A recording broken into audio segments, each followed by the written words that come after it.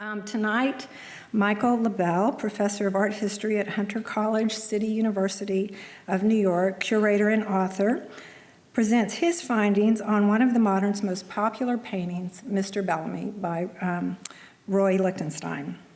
Michael has a particular passion for Lichtenstein's work, currently serving on the board of directors for the Roy Lichtenstein Foundation, and some years before, having written his dissertation on the artist, which was then published as the book Image Duplicator, Roy Lichtenstein and the Emergence of Pop Art. It was published by Yale University Press in 2002. His publications also include James Rosenquist's Pop Art, Politics and History in the 1960s, published by University of California Press in 2009, and John Sloan, Drawing on Illustration, Yale University Press, 2014, the latter of which was awarded the Smithsonian American Art Museum Charles C. Eldridge Prize for Distinguished Scholarship in American Art. As mentioned, Michael, in addition to being an educator, is a curator and a writer. As such, he has contributed numerous essays for exhibition catalogs, as well as articles for such publications as Art Journal, Art Forum, Art in America, and Art Bulletin.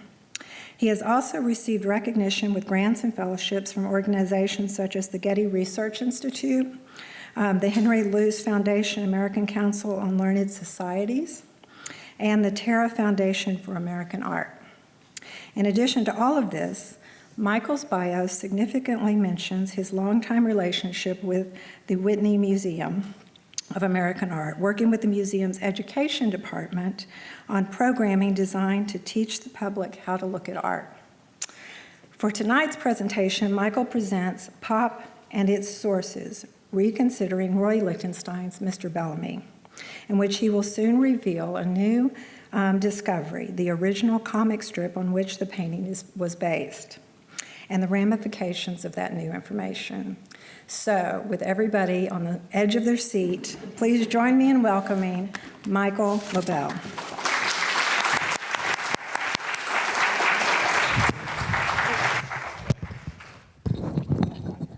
Let's see here.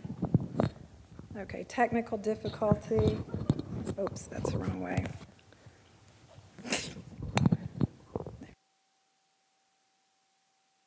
Good start. Thank you. I know. Okay.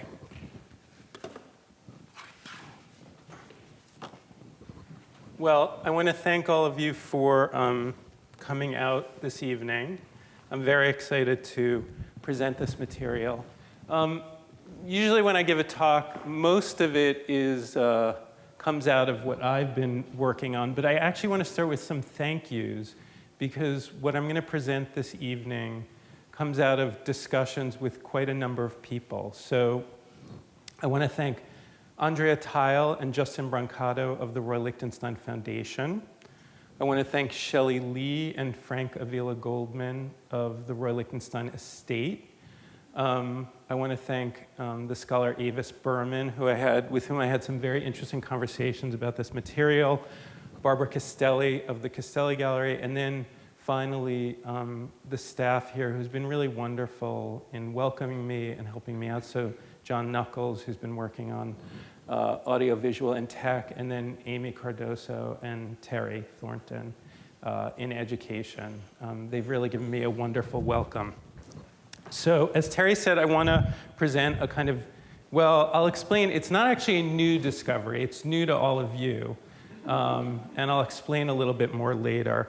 But what I want to do, obviously this evening I'm going to talk about the Moderns, this major painting by Roy Lichtenstein that's in the Moderns collection called Mr. Bellamy, and give you a little bit of context about that painting. But before I start, a little bit about Roy Lichtenstein. Roy Lichtenstein was born in 1923 in New York City. He pursued undergraduate studies in art and graduate studies in art at Ohio State University in Columbus, Ohio. His studies were interrupted by World War II. He served in the war. by the late 1940s, he was done with school. And then for over a decade, he sort of bounced around a lot in various places, in Columbus, Ohio, in Cleveland. And then finally, by the late 1950s, he made his way to Oswego in upstate New York, where he was teaching at the State University of New York.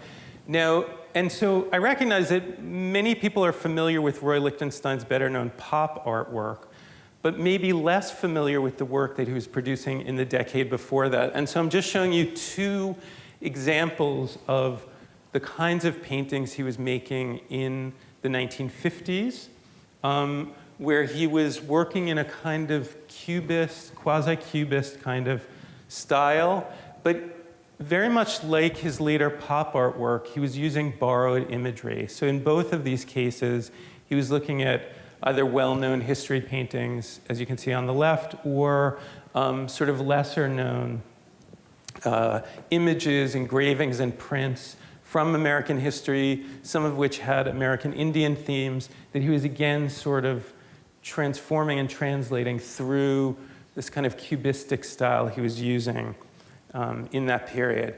Now, a major moment for him, and in fact the instigator for the work that I want to talk about this evening, occurs in 1960. In the middle of that year, he leaves his job teaching at SUNY Oswego in upstate New York, and he takes a job at Douglas College, which is then the Women's College of Rutgers University, the State University of New Jersey. And it's at Douglas and at Rutgers, a number of things happen. First of all, he comes into contact with a major group of avant-garde artists working in that period. Artists like Alain Casa, who was one of the main figures in developing the happenings movement in the late 1950s. Artists like George Siegel, and many of the artists involved with the Fluxus movement, including George Maciunas and others, many of whom are working or studying, many of these artists are working or studying at Rutgers.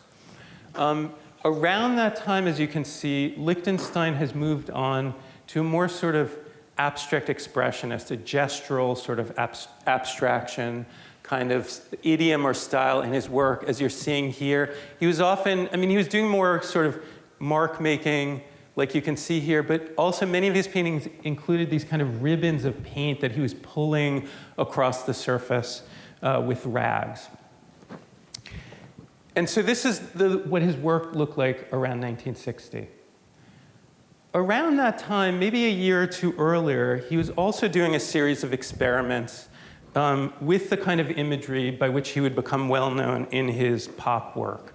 And as you can see here on the left, he was not only experimenting with this kind of gestural mark making that most of us who study the artwork of the time identify with the abstract expressionist movement, but occasionally he was placing these cartoon characters. We have examples of Mickey Mouse or Donald Duck or Bugs Bunny that he placed into these kinds of fields of abstract sort of gestural marks. Now, the interesting thing about the image on the left, as opposed to the right, is that on the left, this is a drawing.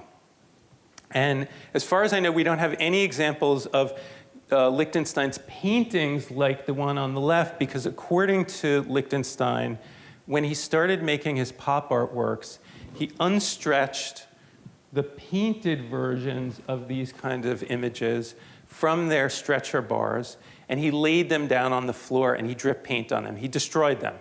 And artists often do this when they're working on in a kind of new mode, or in transition, they destroy a kind of body of work that represents this kind of transitional moment. But we do have drawings like this one that seem to represent what he was doing around this time. Now, the big move that Lichtenstein makes, and again, I'm just setting things up for you to understand the work that I'm going to focus on today. The big move is that, for Lichtenstein, is that at some point in 1961, he makes this painting. Now, the art historians and the people who are interested in history in the room know that we don't always have precise ideas about exactly when certain works were made, and that's true of this work, Look Mickey. Our understanding is that sometime in 1961, probably by June of 1961, he had made this painting on the right, which is widely considered Roy Lichtenstein's first full-fledged sort of pop art work. It's now in the collection of the National Gallery of Art in DC. And his major move was to let go of, discard this kind of gestural mark making that was exemplary of kind of painting in the 1950s, and paint this pop imagery with this very flat, kind of uninflected surface that was very much like the printed surfaces that this imagery was ordinarily circulated through.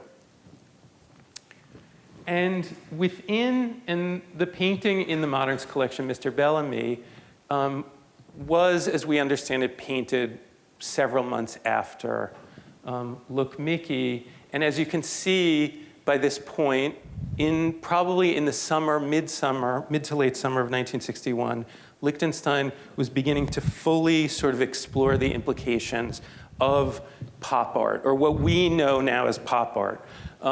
He was appropriating or borrowing images from the mass media, comic strips, advertisements, eventually comic books, and painting them in a relatively flat, uninflected way, and also beginning to experiment with one aspect of his work which would become a kind of signature identifying element of his work, which are these fields of regularized dots. They're sometimes called Ben-Day dots. I think on a kind of more technical level, it's not exactly the correct term. And they aren't actually Ben-Day or halftone dots, but they're painted, fields of painted dots that mimic the halftone or Ben-Day dots of printed images. Now, one of the first things we would want to look at Mr. Bellamy and kind of explore is that, in fact, it shows that Lichtenstein, at the beginning of his developing this kind of idiom or style of pop art, that things weren't completely settled just yet in his work. And if we look closely at the surface of the work, which I was doing earlier today, we begin to see evidence that he was still, in this period, in the summer of 1961, he was still developing this approach. In fact, several curators, Donna DeSalvo and Paul Schimmel, in the 1990s put together a show called Handpainted Pop, American Art in Transition. And Mr. Bellamy, like Lichtenstein's other canvases from this short period of time, exemplify this kind of idea of hand-painted pop, because even though they seem to suggest printed images, there are all of these aspects and details that if we look closely, we see he's still developing this approach. Now, it's difficult to see in reproduction, but if you look at the surface of the painting in the galleries, you begin to see that he actually used pencil or graphite to rule out sort of lines in which to put the text in his word balloons. You can see that he was not doing very well at painting. He wasn't painting within the lines, right? He was still sort of developing this, so there's some carelessness, or he didn't really care to really make these images precise. And you can really see that there's a hand-painted quality to this painting. And also, that follows also with those fields of dots, those fields of regularized dots in the painting. In his later pop work, he would begin to use very, very refined kind of stencils to make these dots greens and these fields of dots very regularized. But in this period, as you can see, if we look in close-up at the painting, it's very hand-painted. They're rather irregular. And even, as I was preparing for today, I was looking at magnified images of the painting, and he's doing something which doesn't work conceptually with how halftone dots actually work in printing. Halftone dots are binary, right? They're either there or they're not, and you use them to suggest tonality. But what he's doing, Mr. Bellamy, it's very interesting. He's actually sort of painting some of the dots at a less sort of intense degree so that they're sort of half there. They're sort of half erased. So he's actually creating a tonal range within the dots itself, which he will not do later on, or he'll use other methods to suggest a kind of tonal range early on. So in fact, the first thing we can do when we look at Mr. Bellamy and start examining it is to see, again, that it really exemplifies this hand-painted pop moment in Lichtenstein's career when in this period, in the first months or year of him experimenting with this new style, he was exploring the possibilities and he hadn't fully resolved how he was going to approach this method of painting. Now, the interesting thing is that this also follows with other artists who had become known for this style, for pop art, and that's true as well of Andy Warhol. Very often when I teach and lecture about Warhol, I show several images like these two paintings that I'm showing you now. Both of these paintings from 1961 by Andy Warhol. The difficulty, as Terry mentioned early on, I've written a lot about pop art. I sometimes get a little frustrated, at people sort of seeing me as a pop art scholar. I think because a lot of people don't see pop art as serious. Its seeming apparent superficiality and simplicity sort of suggests that it was easy, right? That there's something extremely simplistic and direct about it. And both the aspects of Mr. Bellamy I was just showing you and these two paintings by Warhol actually show that this idea that these pop artists in the United States in the 1960s, who were preceded by groups of artists working in the UK, in England, in the decade prior, just to say that they were using borrowed or appropriated imagery from the mass media, from advertising and commercial culture, and importing it into paintings, it sounds like it's a very simple process. But Mr. Bellamy and these paintings by Warhol show that that process actually was more complex. That these artists were exploring, well, if I'm going to take an image, a pre-existing printed image from an advertisement, from a comic strip, and make it into a painting, what is that going to look like? How am I going to do that? And both Mr. Bellamy and these paintings by Warhol show that that required a process of experimentation, that early on, Warhol obviously assumed or thought that if he was going to do that, he needed to show a kind of level of artistry, of engagement, right? Artistic engagement. So he added gestural sort of strokes in the field of images. He added, well, what's the clearest example of sort of expressive gestural painting? Jackson Pollock's drips. So he's going to add drips to the kind of imagery. He's going to include some text and then leave some out. There's this sort of heavy working, heavy manipulation of the imagery through which both of these artists, Lichtenstein and Warhol, begin to explore pop art. But as they both develop their work, and you can see this in this comparison of two paintings by Warhol from about a year apart, the same subject, but as you can see, Warhol and Lichtenstein both, as they developed these approaches, which we have come to call pop art, they realized that part of that approach could mean creating imagery that was as precise and kind of hard-edged as the printed images they were borrowing or using in their work. So already just by looking at Mr. Bellamy and putting it in context of, for instance, Warhol's early pop work, we begin to get a better understanding not only of these paintings, but of the process by which these artists in the early 1960s developed this approach, which, as I said, we call pop art. Now, that's also true as well of something about the painting that I want to develop here, but I have to be honest, in this presentation, I've already lied to you a little bit. I've misrepresented things by showing you Mr. Bellamy in this format. Now, if you do a Google image search for Mr. Bellamy, you'll find different variations of the image. You'll often see it presented like this. Any of the teachers and academics in the room will probably resonate with the realization that we're often trying to explain to our students that Google is not the be-all and end-all of scholarly research. But you'll often see Mr. Bellamy presented like this. But of course, those of you who know it well realize that I've left something out, which is that there's in fact a border around the painting. And yet again, in the first year or two of his experimentation with pop art, and you can see this in this photo of Lichtenstein in 1962 with two other paintings from this period, around this period, 61, 62, at the Leo Castelli Gallery. He drew or included this kind of border around the panel.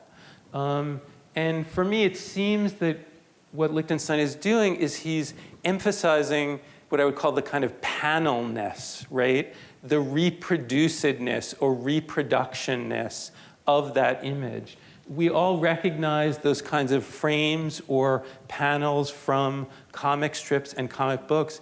And Lichtenstein is kind of telling us, he's emphasizing that he took this image from somewhere else, from that kind of a context. Now, one of the, in recognition of Terry's sort of desire to keep this lecture at a certain limit, I won't go too far off topic, although my students tend to indicate in their course evaluations that I tend to ramble a little bit. But is it really rambling if it's on the subject that I'm talking about? I don't think so. So in the field of art history in the last few decades, there's a lot of focus on contemporary art, which has been good, but it's often, to me, separated recent art of the last few decades, from art of the past. And as I was preparing for today, I was thinking about this kind of panelness, this marking of the panel in Lichtenstein's work. And it made me think not about art of the last 50 years or so, but art of almost 500 years ago. This French engraving from the 1630s, this artist is doing something very similar. He's presenting a portrait of someone, but as you can see, he's put it in a kind of frame, and he's really emphasized that kind of framing to again suggest that this is an image which is reproduced, that lays on or is on a surface that's sitting on another surface. There's a kind of recognition of the surfaceness, of the reproducedness of this image. And Lichtenstein is not, well, we want to recognize that pop art in the early 1960s was seen by many people as something new and looked very new and different and very contemporary. Lichtenstein was not doing something completely innovative. In fact, there are longer traditions in the history of art where artists are thinking about how their work relates to reproduced images and the circulation of those images in reproduction. Now, given that Lichtenstein is telling us that his image is like a panel, it was taken from a panel, it's not surprising that very quickly after Lichtenstein's work appeared on the art scene and began to be exhibited and displayed and sold, observers began to criticize it and began to focus on this borrowing from elsewhere and began to look for the sources of Lichtenstein's images. So in 1963, really a year and a half or 2 years after Lichtenstein's work begins to circulate and be reproduced in art magazines and be shown in galleries and museums, a professor at Berkeley, the University of California, Berkeley, named Earl Leron, writes an article in Art News in September of 1963 called "Pop Artists or Copycats," which is really an attack against Roy Lichtenstein, because what had happened, as you can see here, just to explain what you're looking at, Earl Leron had written a famous book called Cézanne's Composition, in which he had diagrammed the kind of visual logic of Cézanne's paintings. Now, we could discuss the limitations of Laurent's drawing of diagrams of an artist's work who had said, Cézanne famously said, the outline escapes me, right? So it's a little ironic that Laurent thought he could diagram these paintings through outlines. But Lichtenstein took 2 of the diagrams from Laurent's book. This is the original, and made paintings out of them. Now, understandably, Laurent was a little pissed off, and he wrote this article, this kind of screed, this attack on Lichtenstein. And as you can see, then, the pop artists or copycats really sort of both arguing against this approach, but also, as you can see, starting to do something which became very, very common in the literature on Roy Lichtenstein's work, which you see whenever, almost invariably, when you see a major catalog or book on Roy Lichtenstein's art, you will see at least one, if not several, comparisons like this. I will,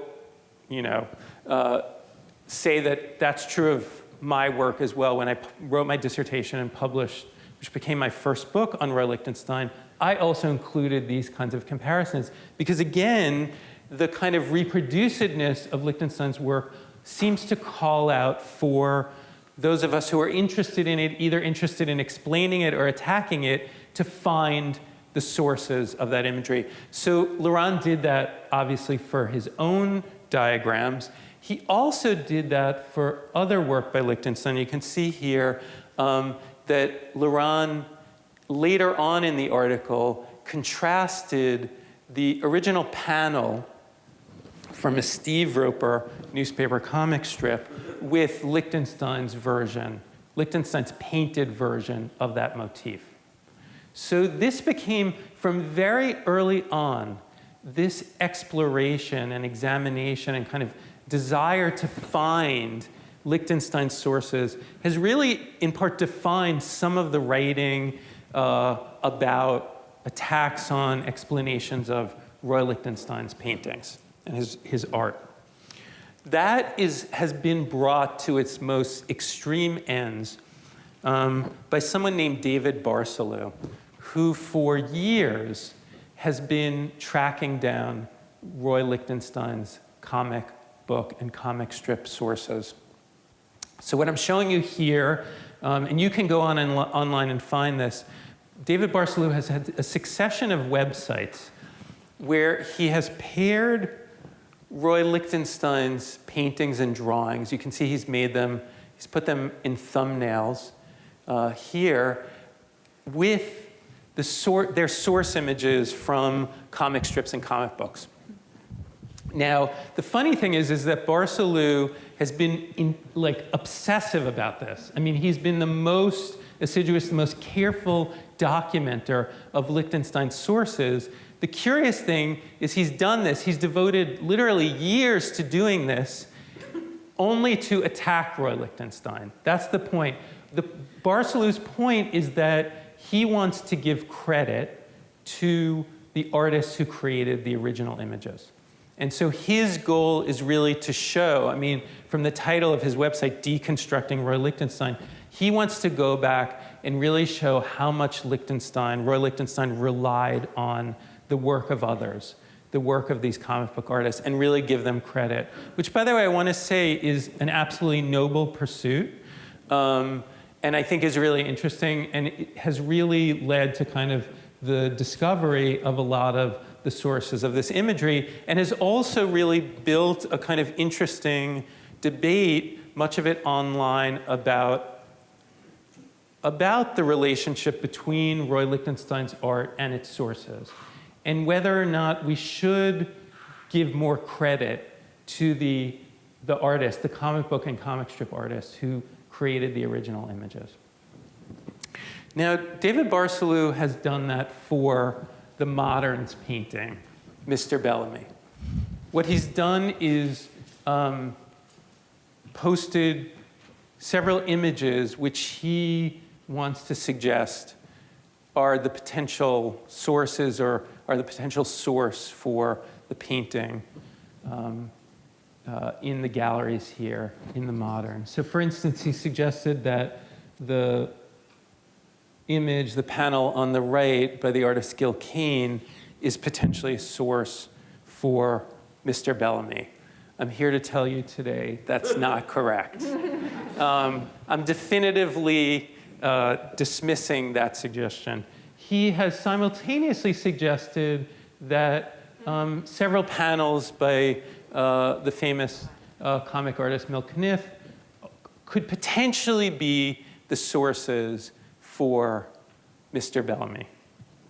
Again, I don't want to burst anyone's bubble, but in fact, that's not the case. And this is the point where I explained this to Terry and Amy earlier today. I have to offer to all of you a mea culpa. Now, I'm Jewish, so I'm not that versed in how to offer a mea culpa, but this will be my first public attempt. This lecture is coming maybe 15 years late. As I said, I wrote my dissertation on Roy Lichtenstein's early pop work, and I published that dissertation in slightly altered form as my first book. I finished the dissertation in 1999. I published the book in 2002. So it's, a little bit of time. Now, as some of you in the audience who may be scholars or researchers realize, when you work on a big project like that, you do research that doesn't make it into the finished version, the published version. Well, this logic sort of got lost on me for about 15 years. And about a year and a half ago, I moved to a new job at Hunter College in New York City. And yet again, I was a little slow, so I took about a year and a half to unpack some of my boxes. And this past summer, I was unpacking some boxes, and I pulled out these folders, and I thought, oh, that's interesting. I haven't looked at these folders in many years. And I opened up the folder, and I realized, oh, I forgot about this research I did. And I made an appointment at the Lichtenstein Foundation because I thought, well, maybe I'm missing something. Maybe they know about these. And they confirmed that these images, these sources, had never been published and were unknown to the Lichtenstein Foundation, to the Lichtenstein estate, to Andrea Theil, who oversees the Lichtenstein catalog raisonné. And in fact, what I had done years ago and had forgotten about is that I had actually come across the source image for this painting, Mr. Bellamy. To give myself credit, which I don't always do, when I started thinking that I was going to write about Roy Lichtenstein, I knew I wanted to look at the sources, but I couldn't quite figure out, well, what would be the best way to track them down? And then I realized that, wait, Lichtenstein was teaching at Rutgers, at Douglas College, which was part of Rutgers, in this period. So I made several research trips to the Rutgers University Library and started looking at the local newspapers, which were not widely circulated. And this is why this source image has gone undiscovered for so long. So this is the source for Mr. Bellamy. This is the first time it's being presented publicly. It has never before been identified. The Lichtenstein Foundation and estate have not known it. And as far as I know, as my early correspondence with Terry indicated, the museum has not been aware of this. So this is really why I'm here today. And then I want to tell you a little bit about it. So what is this image? The image is a panel from a relatively short-lived newspaper comic strip called Thorne McBride. It only lasted for a couple of years, from around 1960 to 1962. As far as I understand it, it was published by a relatively small California-based newspaper syndicate. So it was syndicated, but it was not published in many newspapers. And the narrative was about the title character, Thorne McBride, who was the commander of a naval submarine, a nuclear submarine. And this is the strip from the summer of 1961 that Lichtenstein got the source for Mr. Bellamy from. Now, again, to give credit where credit is due, I want to just say that the artist of Thorne McBride was Mel Kiefer. He was a kind of journeyman comic artist and illustrator. He worked on comic strips. He worked on comic books. He later on went into animation. As far as I can tell from my research, he's still alive. I think he's 91, so maybe a potential Tuesday evening lecturer.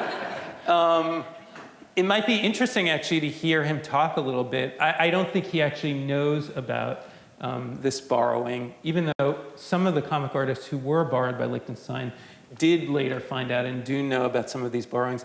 And for instance, he worked on sort of major strips like the Dragnet strip that I'm showing you from the early 1950s here. Now, what is this? Now, and I can say a little bit more about this, but there's a limitation. There are limitations to kind of finding these sources. But actually, once we begin to drill down a little bit more precisely and start thinking about, and I've been doing this for the past few months, thinking about the implications of identifying the source for Mr. Bellamy, a number of interesting things emerge. So first of all, as I was preparing for today, over the past weeks and couple of months, I realized I wanted to put together a little timeline, a chronology. And so let me explain to you what you're seeing here. So these are not, just to clarify, because I know, again, as a teacher, I know sometimes I lecture about things in the classroom and then I read my students' papers and exams and think, I don't think I said that exactly. That's a translation of what I said.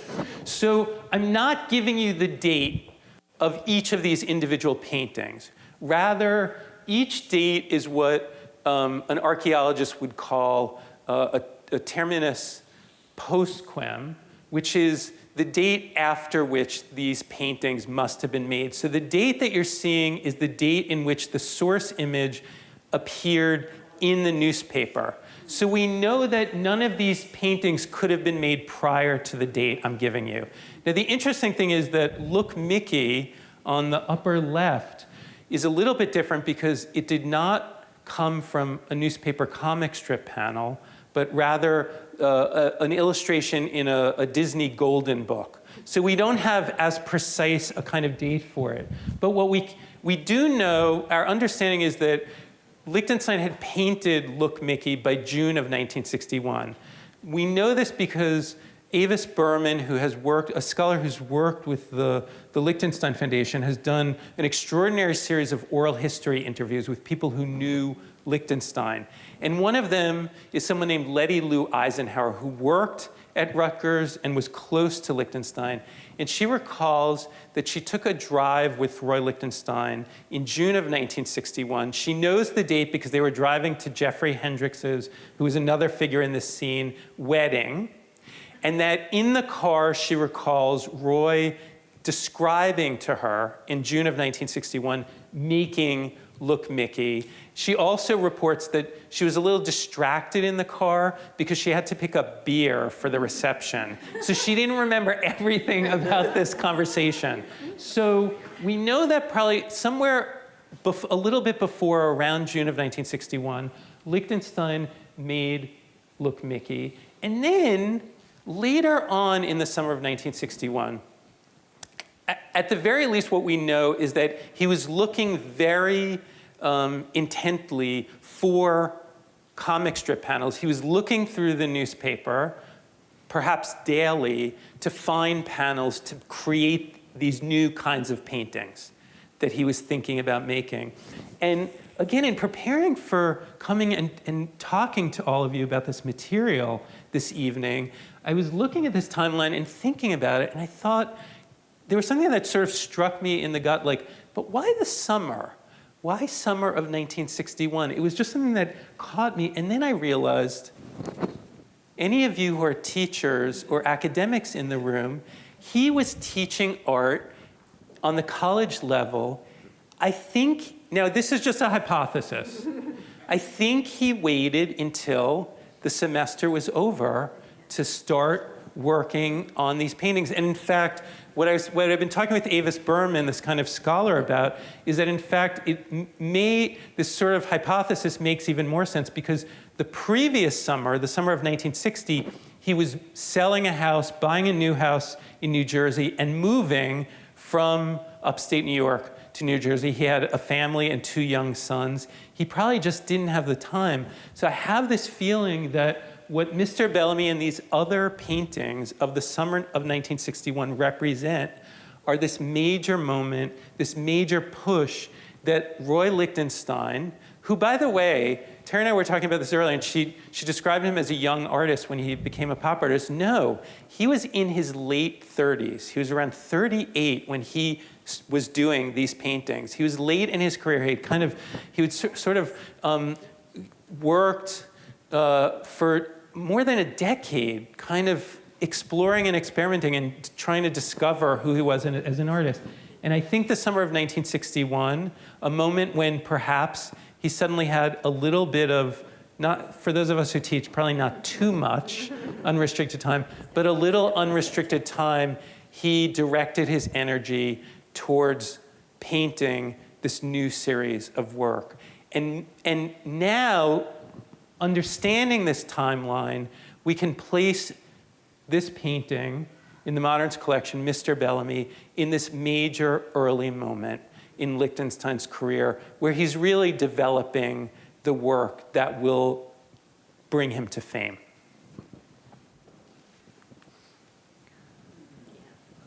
Now, I'm very aware, as I mentioned earlier, that in my field, in my profession, in art history, there is some skepticism about doing what I'm doing now.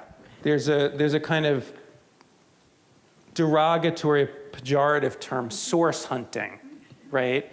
We often talk about it when someone's looking at the iconography of art or doing what I'm doing now. This idea that if I find the source, the origin of a work of art that I'm interested in, it somehow explains things. That's it. We wrap everything up and we conclude. And again, in preparing for today, I realized that, in fact, no. Even though I came here very excited and happy to present to you this new or old new discovery, which gives a kind of new context for Roy Lichtenstein's Mr. Bellamy, what I want to conclude with and leave you with is that, in fact, finding this source for the painting does not close things down, does not conclude, but rather opens things up. In fact, for me, it poses a series of questions, a series of three kind of questions which we could actually sort of call, in the parlance of sort of scholarship or art history, sort of methodological questions about how we read images and how we look at works of art. So I want to leave you with three sort of major series of questions so that even when some of you, I know the museum's going to be closed, but if you come back and look at the painting in the context of what I'm presenting for you right now, you're not left with just kind of, oh, we've answered everything and wrapped it all up, but a series of questions.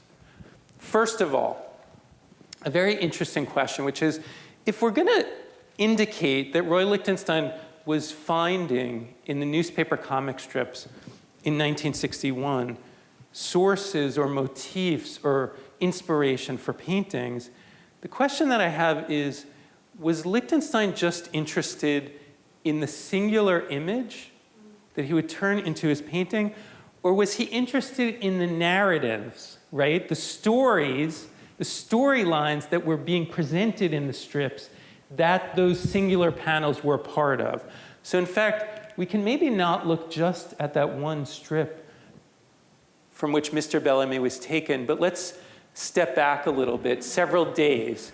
So the storyline that winds up in the panel that Lichtenstein borrows from Mr. Bellamy is about this title character of the strip, Thorne McBride, who again is a naval commander, being instructed by a superior, right, to go consult on a movie set. And what's happening is there is a movie being filmed in Italy, and the filmmakers have been able to work it so that they are filming on an actual naval submarine.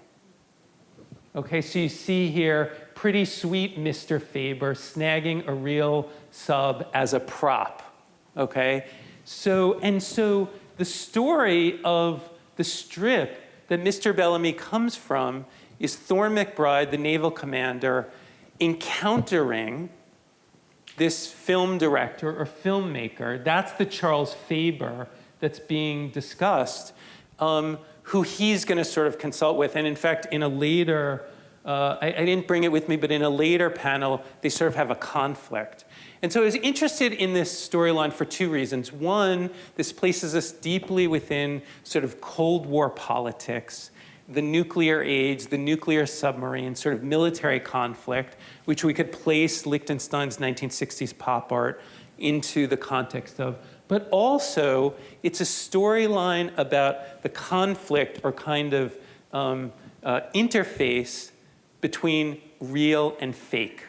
Okay? The real naval commander appearing on this film set, which is developing a film, filming a movie about the Navy and the kind of conflict therein, which is precisely, right, real and fake, represented and sort of reality. That's the subject of most art, and specifically Roy Lichtenstein's art, the real and the represented, or the kind of depicted, okay? So, but to me, I don't know, I'm here to say I don't actually know the answer to this, and I don't know necessarily the implications exactly of this. Was Roy Lichtenstein, I mean, the simple way of asking this is, was Lichtenstein actually reading these comic strips? Were the storylines and the stories that he borrowed these images from important to him and important to his art? I have a kind of provisional answer for this. In fact, in my book on Lichtenstein, I do reproduce some other episodes in comic books where it looks like he was interested in the broader context. But for Thorne McBride and for this early pop work that Mr. Bellamy represents, the jury's still out. I'm not sure. But again, a kind of question about the placement of this painting and this work by Lichtenstein back into the context from which it was derived. Number two, you'll notice if you look at the word balloon, one of the most evident changes is in the name of the character to which this figure, this military figure, this naval figure is referring. In the original comic strip, it's Charles Faber, who's a director who's working on this film set. In the painting, he says, I'm supposed to report to Mr. Bellamy. I wonder what he's like. Now, in the literature on Lichtenstein in this painting, this has generally been taken to refer to one specific figure, a kind of major influential figure in art of the 1950s and 1960s in New York, Richard or Dick Bellamy. He was this kind of incredibly sort of energetic, vivacious figure. He was at the center of a number of circles. And in the late fall of 1960, he had opened a gallery in New York called the Greene Gallery. He was this really, really interesting figure, a kind of difficult and complex figure. He was, in fact, biracial. His mother was from China. His father was from Ohio. He had a very interesting history. And then in 1960, after a succession of other involvements in the art world, particularly in New York, he opens this gallery, the Greene Gallery, just a few months prior to the invitation I'm showing you there. And he was really involved with some major, major kind of aspects of art in the 1960s. Those of you who know the history of pop art, the history of a figure like Klaus Oldenburg know of Oldenburg's store, which was a major gesture he made in the 1960s, sort of using the storefront on the Lower East Side to actually make and sell, as if he was an actual shopkeeper, these kind of very distinctive plaster sort of objects. And as you can see, Oldenburg's store was created or developed in cooperation with Richard or Dick Bellamy's Greene Gallery. And so when we look at, and I do want to point out that if you're interested at all in this period or this figure, there's this wonderful book that appeared about 2 years ago by Judith Stein that's a biography, really interesting biography of Richard Bellamy. Now, because Bellamy was a significant figure at this time, artists made portraits of him. So Alex Katz made this portrait of Richard Bellamy in 1960. George Siegel did a sculptural cast of Richard Bellamy in 1964. But getting back to this point I made about questions, I want to point out that Lichtenstein's painting is not a portrait, right? In fact, it's a very strange kind of representation because even though it may indicate a reference to Richard Bellamy, although, by the way, it doesn't say a first name, so the reference is even more open than that, it's about not showing him or not seeing him. So it's not a portrait, nor is it a kind of homage to a major art world figure like this work, which is in the galleries at the Modern. I was just upstairs looking at it earlier. This is a Dan Flavin work, which is an homage, a kind of work that references Leo, the great art dealer Leo Castelli, in long respect and affection. But Lichtenstein's painting is not that. It's not a portrait. It's not an homage. And it reminded me of something else Lichtenstein was doing just probably a few months later. Ivan Karp was another important figure in the art world at the time.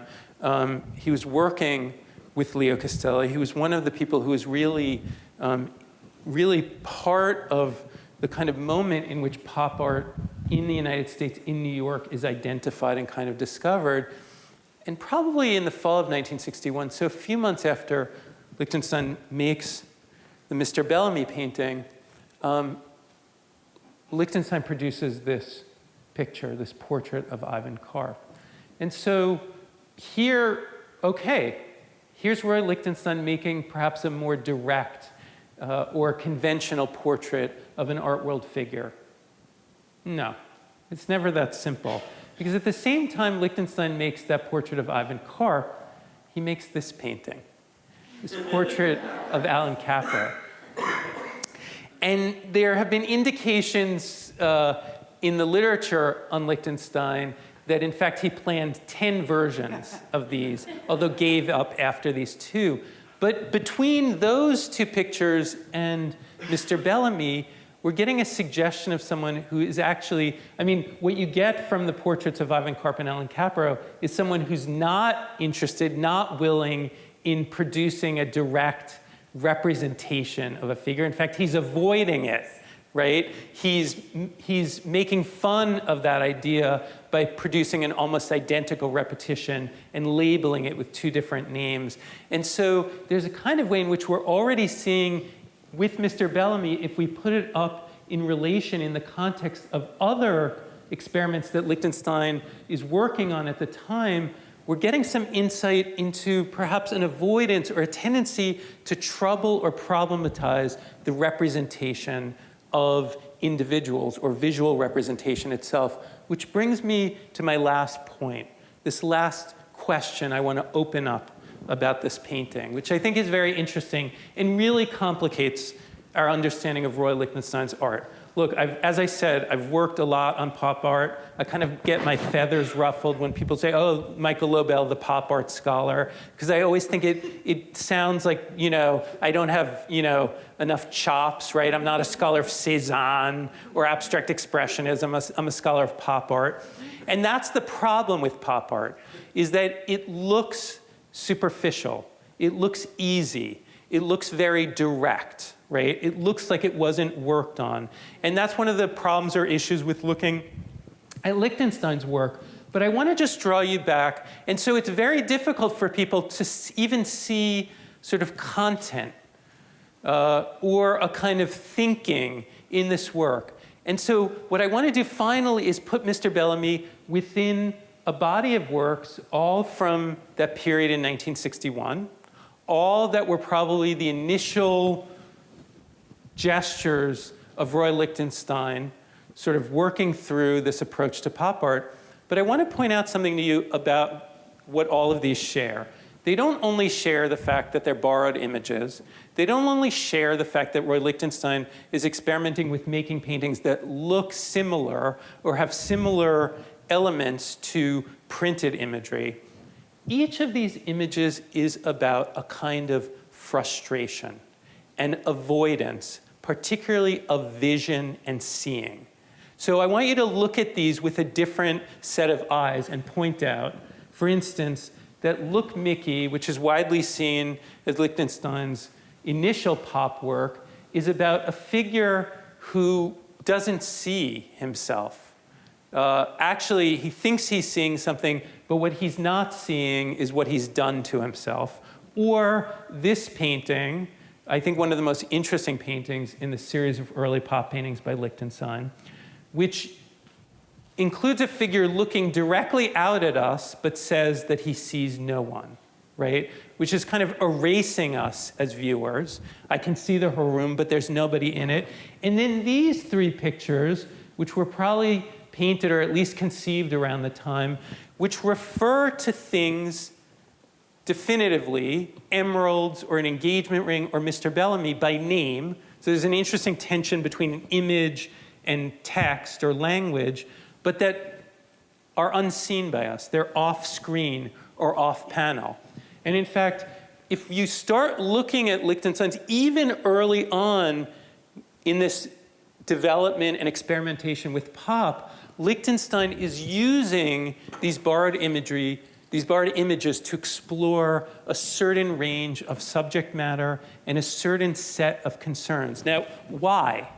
Why was he doing that? Like, why these kinds of references? Again, as I said, I'm not quite clear. I think one of the things that's interesting is that you could say that he's at a moment of transition, right, in his career where he doesn't quite know. He doesn't know where these works are going to lead him. He had no idea, I'm sure, at this moment, that these works would launch him to kind of national and international fame. So perhaps on some level, they represent a kind of a confusion or not knowing about things. They may do that. That's a kind of more biographical reading. I also think what they may do is be a response to the reigning art movement in the United States a generation earlier, which is abstract expressionism. The strange thing about abstract expressionism is it purports to allow us to see something internal about the artist. The artist expresses something on the surface of the canvas, right? We see Jackson Pollock's drips or Willem de Kooning's or Franz Klein's gestures, and we're told that they're expressive, they express something. If you really think about that notion, the rhetoric of expressionism in art, it's absurd. How does inert matter, right, paint, which is basically colored dirt, express anything internal? And of course, generations of art historians have launched critiques of this idea of expression or expressiveness. And what's interesting about these paintings is, again, they're expressing or communicating a kind of difficulty of recognition, a kind of confusion, things that are unseen or unseeable. And that may also be a part of what Lichtenstein was trying to communicate in these works. But again, what I want to say is I don't exactly know, and I want to leave some of this unknown or unexplained, because in fact, that's sort of my purpose this evening. My primary and sort of manifest goal was to present to all of you here at the museum the source, finally the definitive source that Roy Lichtenstein used to make this painting, Mr. Bellamy.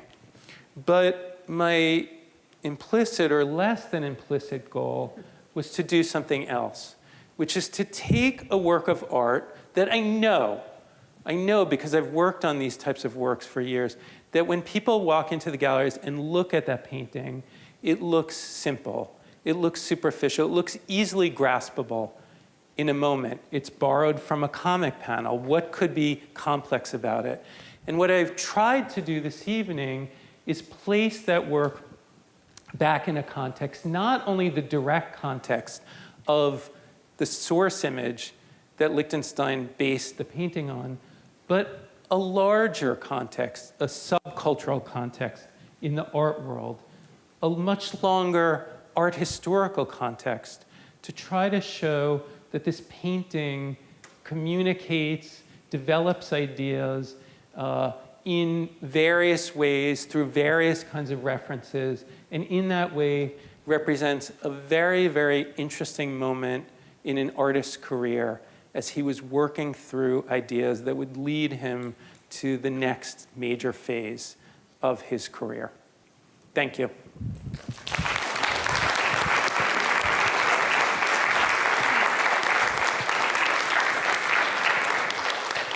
So, should I see if there are any questions? Do we have a few minutes? Yes. I guess I've always understood that by taking one panel out of a comic book or out of a story, you're snipping out of time, taking out of place. There's an ambiguity, like the engagement ring. We don't know, is this good, is this bad? You know, we're making the rest of the story ourselves around this, and that's kind of the abstraction is the placement. And blowing out of proportion that there's this one panel out of all of these, and he picked this one for some reason. That's the justification. Yeah. So he was, and I think that's, you know, something I didn't really talk about a lot, but in part what these artists were doing, including Lichtenstein, were bringing narrative and imagery back into art through kind of a back door.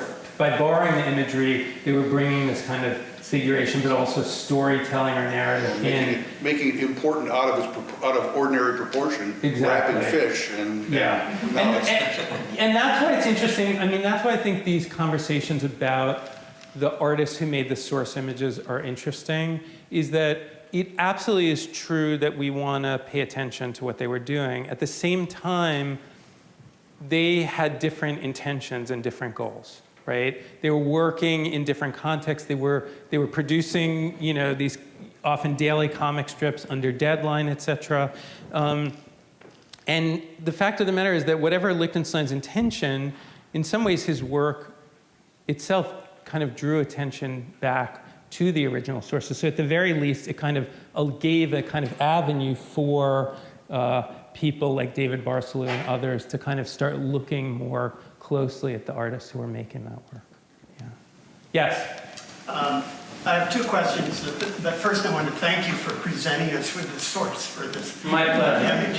The first question is, to my way of thinking, it's very unusual for Lichtenstein to take a comic strip source that's in black and white and translate it into color.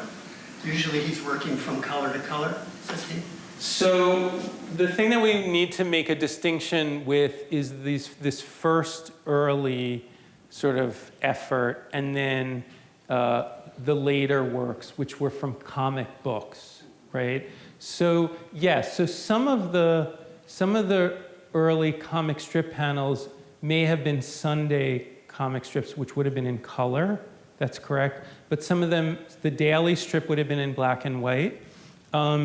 But when he moves to, so within a short amount of time, he recognizes that he can also do this with comic book panels. And that's when, you know, he also begins to get involved more deeply with, you know, dealing with translating color as well. It's interesting, I did not bring it with me, but you can find online the source for Look Mickey.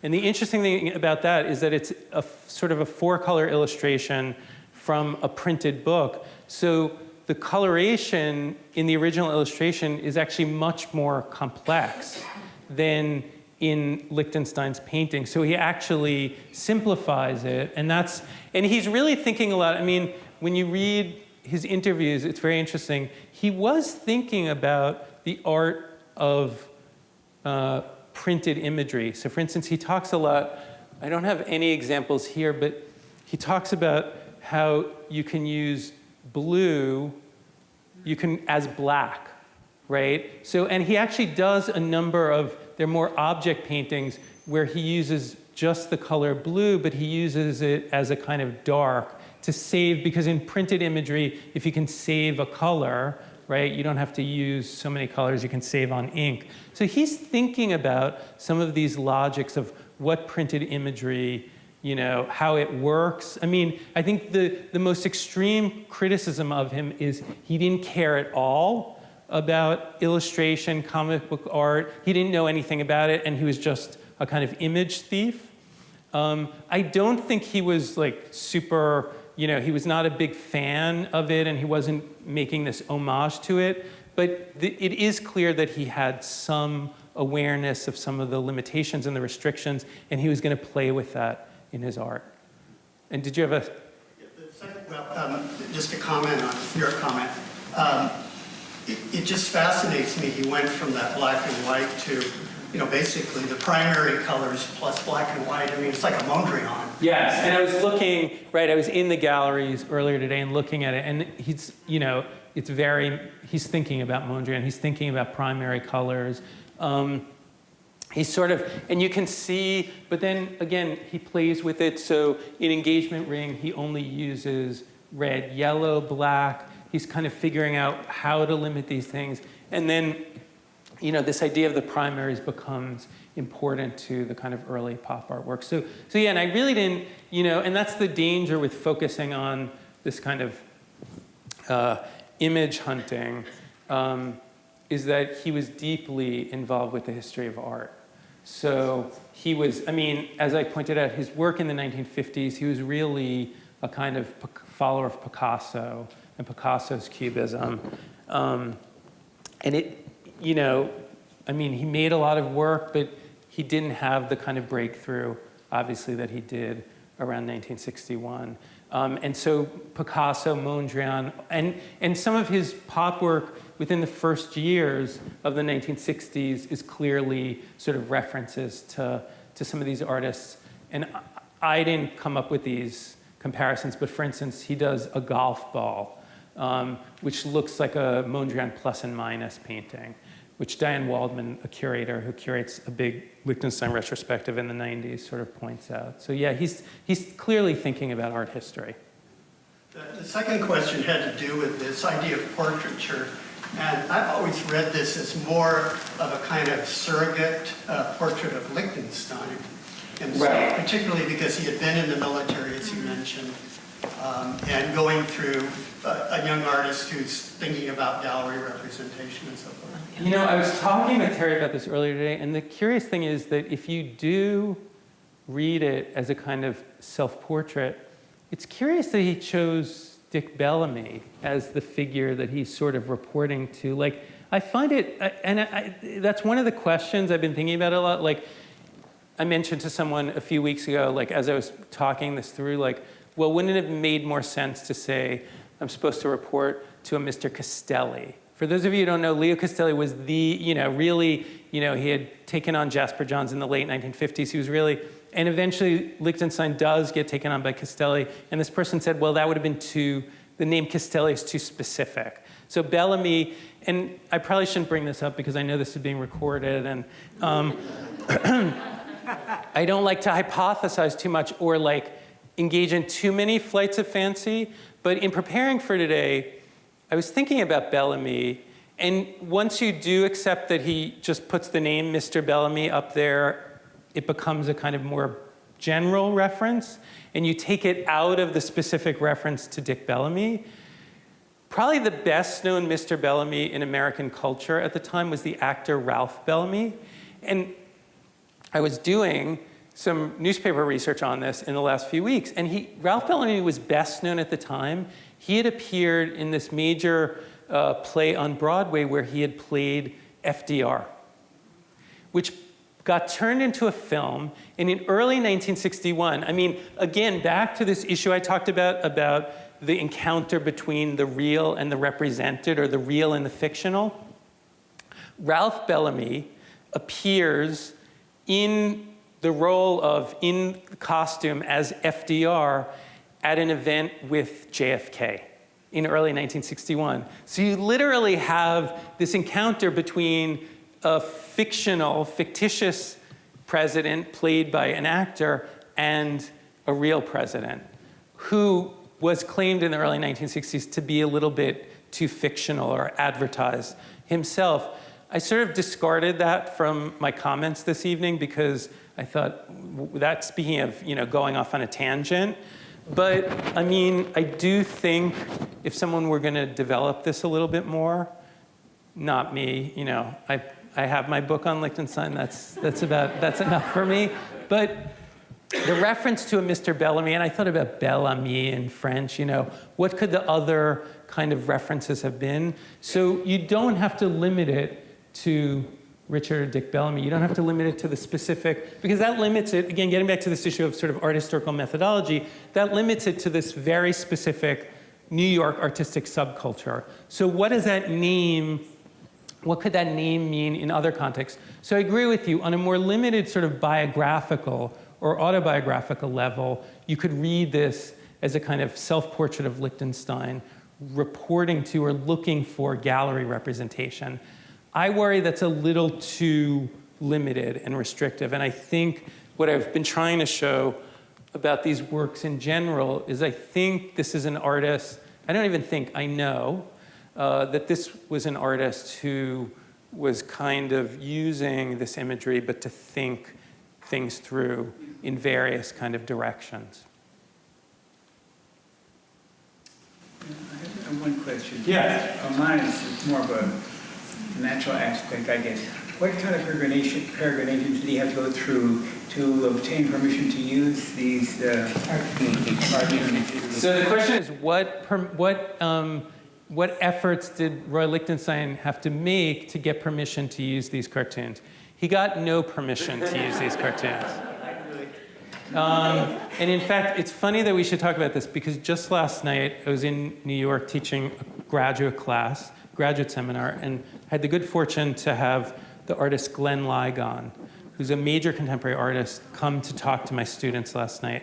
And he was talking about this problem of permission. It's a huge problem for artists nowadays. In this period, these artists were not that concerned with it. And in fact, you can gauge the developing profile of these artists and the pop art movement by the extent to which they begin to get legal threats against them.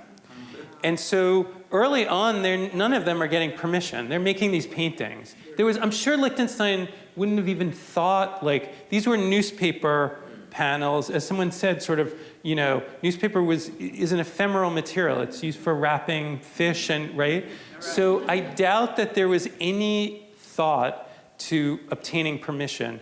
As time goes by and these works begin to get shown, and particularly they get reproduced, people then, and that's the point, to go back, that's the point that the art historian, the scholar Earl Laron is sort of making here, where Lichtenstein has taken a Laron diagram. He actually did this twice and used it to make a painting. There was no permission at all. But as time goes on, and as we get closer to the present, artists begin to get caught up more and more in these problems of copyright and permission.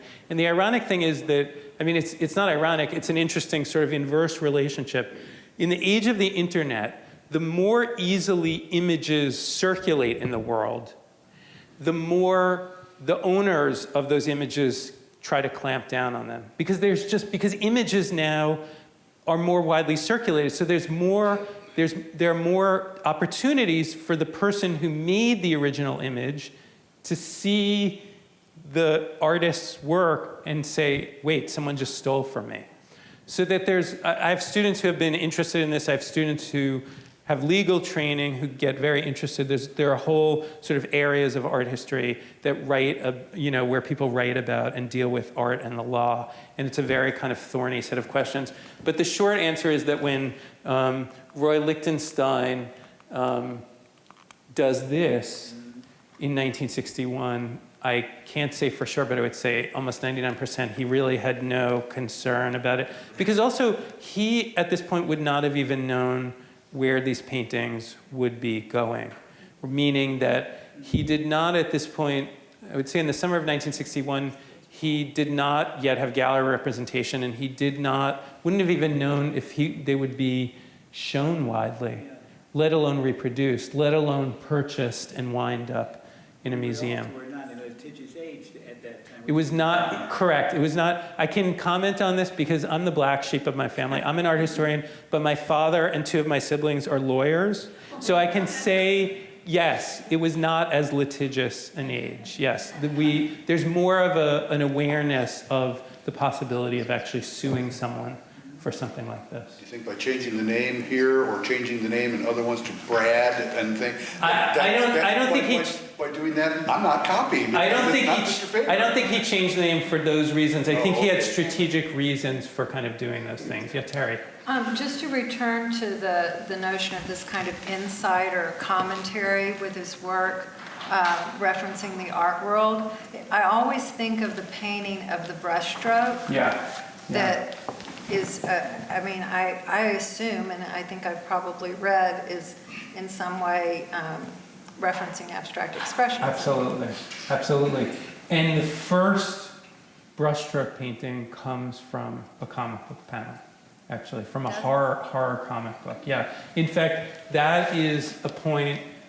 That's the point in my writing on Lichtenstein early on where I argue that he was looking at the context of the story, because the story he gets that first brushstrokes painting from is a horror story about this painter who struggles and can't get success, and he paints this portrait, and then the portrait starts talking to him and haranguing him, and he stabs the portrait, he slices the picture, and he reads in the newspaper the next day about a man who's died, who looks exactly like this picture he just slashed.